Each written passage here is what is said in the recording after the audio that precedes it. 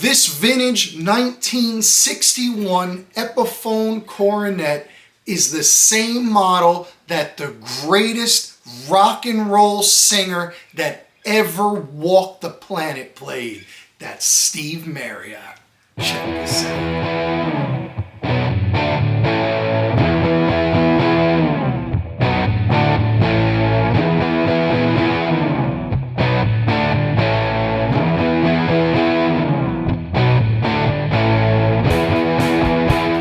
Well, let's first get into the history behind this model.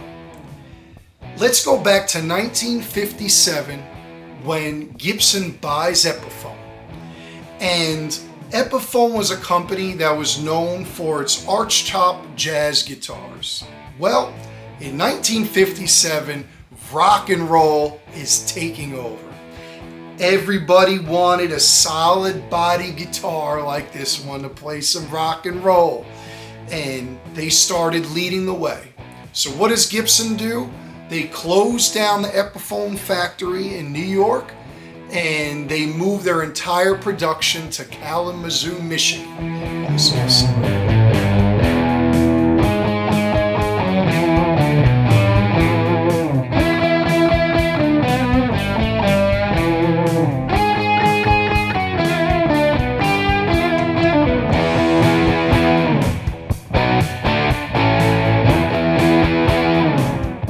Originally, Epiphone didn't make solid body guitars. Well, Gibson decided to make them under the Epiphone name, and they were more affordable than the Les Paul Juniors that had a similar style to these Epiphone Coronets that they made with a solid body and a single pickup. And I'll tell you what, they rock.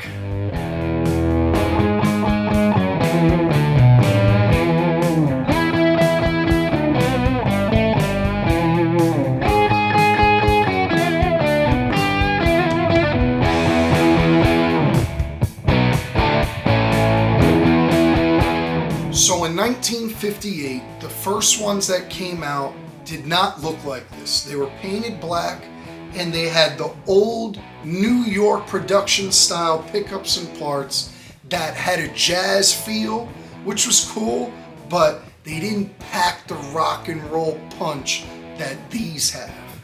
And so they didn't sell that many and therefore didn't produce as many.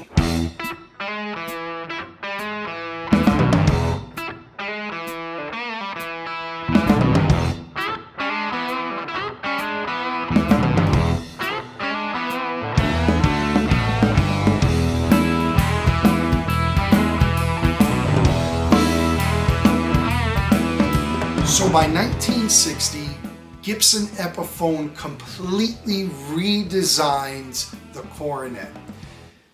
The second version, as you can see most definitively, there were two cutaways, on both sides of the neck, and it was this beautiful see-through cherry red finish, which is my favorite finish. I think it looks amazing. And the soft edges, contour body, just an awesome looking guitar. And it had the P90 pickup, which rocked. Totally enhanced the guitar.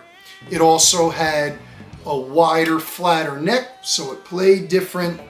We're talking about the best era for Epiphones. Solid body, for sure. Just packed a punch and started to change the game for rock and roll, especially a lot of people who could now afford a rock and roll guitar.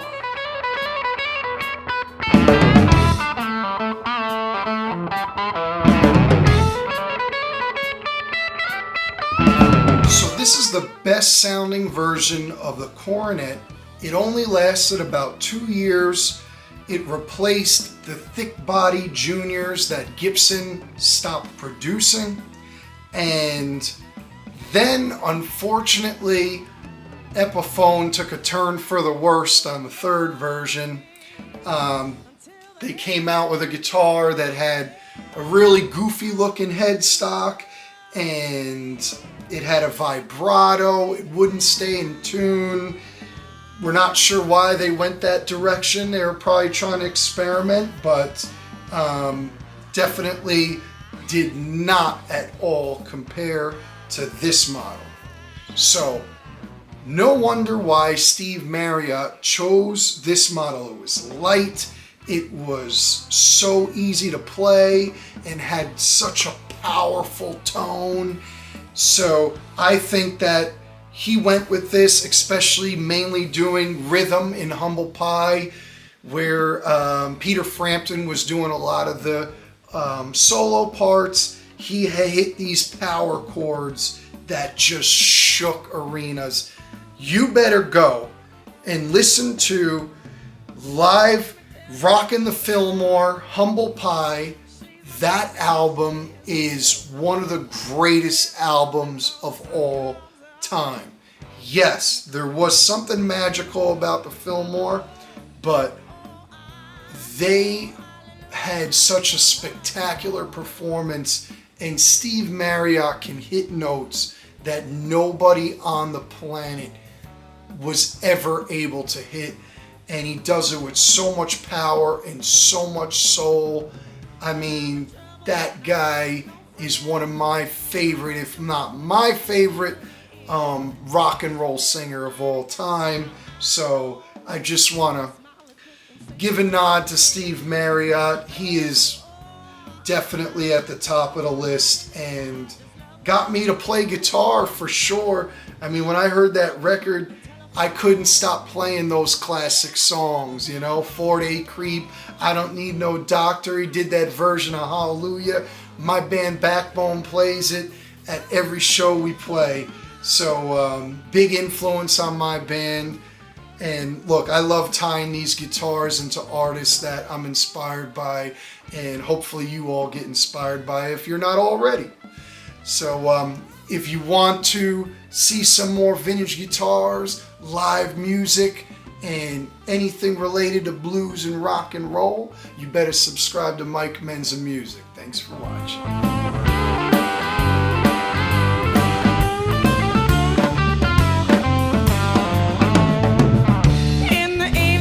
Sun goes down when there is nobody else around. She kisses me, yes, she holds me tight and tells me, baby, everything's alright.